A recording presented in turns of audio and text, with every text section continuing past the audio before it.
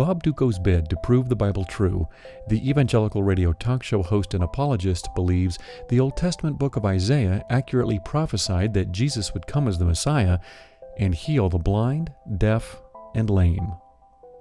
It's also prophesied in Isaiah 35, 5 and 6, that the Messiah is going to heal the blind, the deaf, the lame. They're going to be healed by the Messiah. We also read this in Isaiah 29, 18. And historically, documented by eyewitnesses, that's what Jesus did several centuries later. We should first deal with this apologetic assertion that what was written about Jesus in the New Testament Gospels was in fact written by eyewitnesses.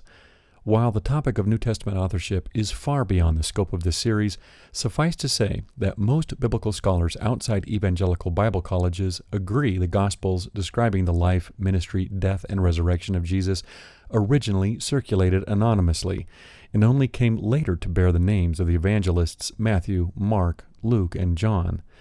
Regarding the Gospel of Matthew, for example, Perrin and Dooling stated, "The ascription of this Gospel to Matthew, disciple of Jesus and eyewitness to his life, is the Church's later attempt to give special authority to what it considered the most important of its Gospels. Like the other Gospels, it first circulated anonymously." So, whatever miracles are reported in the Gospels were not being documented by eyewitnesses, as the apologist claims. They were stories collected by the authors of the New Testament Gospels and used for the purposes of promoting the theological claims being made in them. Regardless, there is no disputing that the New Testament records miracle healings of Jesus. Laying aside the obvious objection to such stories as mere fabrications, it's interesting to note that the author of New Testament documents closest, historically, to the events of Jesus' life, the letters written by the Apostle Paul, make no mention whatsoever of these miraculous healings. While that's an interesting aside, charismatic healers of Jewish and Greco-Roman history weren't necessarily a rare commodity. For example, even the biblical book of Acts mentions a certain man named Simon performing feats of magic in the region of Samaria, which amazed and captivated the people there. Apollonius of Tyana was another contemporary of Jesus, said to perform great miracles and heal the sick. Even the Greek philosopher Empedocles was thought to have kept a woman alive for 30 days without breath or pulse. And this, in addition to the miraculous healings attributable to visitations to a shrine of one of the many gods of the Greco-Roman world, or the consumption of some magical concoction, or the recitation of certain mystical incantations to alleviate all manners of ailments. But most importantly were the miracle workers of Judaism's own history, in whose footsteps Jesus followed. Two of the most famous charismatic prophets of Judaism were Elijah and Elisha. Elijah resuscitates the deceased son of a widow, and in 2 Kings 4, we read how Elisha brought another dead boy back to life. But so too are such stories of miracles and healings attributed to legendary figures of rabbinic literature. Honi the Circle Maker and Hanina Ben-Doza are two such prominent personalities. Honi is credited with the miraculous ending of a disastrous drought, saving many, while Hanina Ben-Doza was said to have cured illnesses afflicting the sons of Rabban Yohanan ben Zakkai and Rabban Gamaliel, the presumed teacher of the Apostle Paul. Nonetheless, simply pointing out that other miracle workers preceded or were contemporaneous with Jesus is not to say that Jesus did not work such miracles himself, at least in the context of the superstitious world of the 1st century CE, where miracles weren't exactly a rarity. Jesus was believed to perform such feats.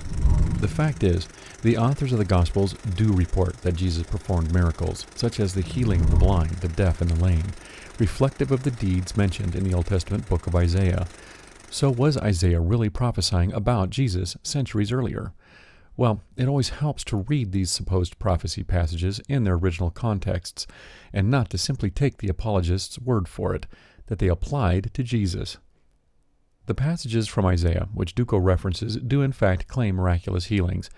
Isaiah 35, 5-6 reads, "Then the eyes of the blind shall be opened, and the ears of the deaf unstopped. Then the lame shall leap like a deer, and the tongue of the speechless sing for joy." While Isaiah 29:18 states, "On that day the deaf shall hear the words of a scroll, and out of their gloom and darkness the eyes of the blind shall see."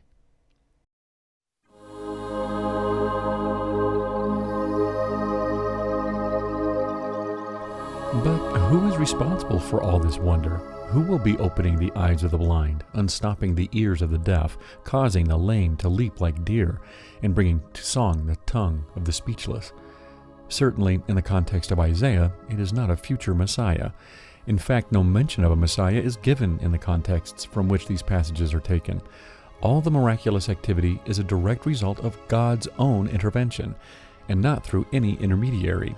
Isaiah 35:4 clearly states, "Here is your God. He will come with vengeance, with terrible recompense. He will come and save you." Not only that, but Isaiah prophesied other events that were to take place on that day, including, "The tyrant shall be no more, and the scoffer shall cease to be. All those alert to do evil shall be cut off." And, "Waters shall break forth in the wilderness, and streams in the desert. The burning sand shall become a pool, and the thirsty ground springs of water. The haunt of jackals shall become a swamp. The grass shall become reeds and rushes." But certainly, this didn't occur during Jesus' ministry.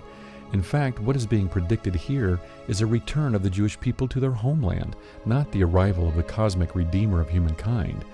Isaiah 35 concludes making this abundantly clear. "A highway shall be there, and it shall be called the Holy Way. The unclean shall not travel on it, but it shall be for God's people. No traveler, not even fools, shall go astray. No lion shall be there, nor shall any ravenous beast come upon it.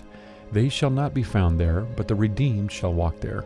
And the ransomed of the Lord shall return, and come to Zion with singing." Once again, what we find is an apologist ripping verses out of context to support a preconceived idea. The blatant disregard for the integrity of the Hebrew Scriptures is astonishing. Funding for this program was provided in part by Cody Seaton and from the generous contributions of other viewers like you via Patreon. Consider joining them at www.patreon.com/Bible Skeptic. Thank you.